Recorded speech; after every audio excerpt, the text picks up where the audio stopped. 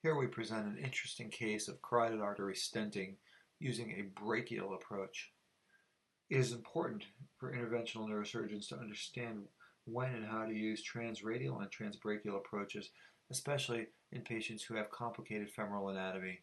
In this case, this patient had bilateral femoral artery bypasses, and we believe it would be dangerous to jeopardize the lower extremity circulation with an intervention. Therefore, as you can see here, a transbrachial access was obtained and the catheter was delivered over a 3/8 wire into the aortic arch. Here, the wire is bounced off a valve and a SIM2 configuration is generated following the wire.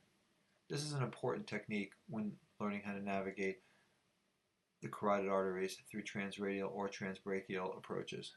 Once a Simmons 2 catheter is reconstituted, we now look for the right common carotid artery.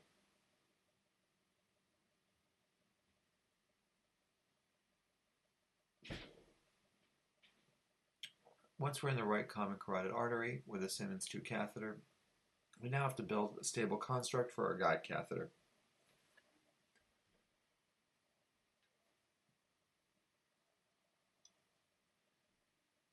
Here we can see severe stenosis in the carotid artery, specifically just above the carotid bulb in the internal carotid artery. We cross the stenosis with our wire, which is then used to deliver distal protection apparatus.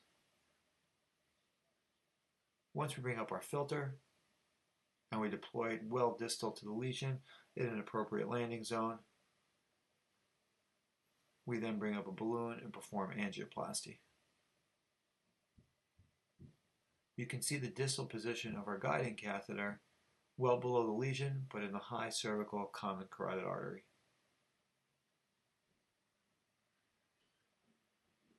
Once the angioplasty is performed, we get ready to do carotid artery stenting. Here we see the filter in place, the stent is delivered through the guide catheter, and now the stent is unsheathed across the lesion. We need to be careful to lower the guide so the stent doesn't get caught in the guide catheter. So as we unsheath, we're cognizant of the guide position, we're cognizant of the stent position, and we slowly bring our guide catheter back to deploy the rest of the stent. Now we capture our filter, and final angiograms are obtained, which will show excellent revascularization of a severe stenosis through a transbrachial approach.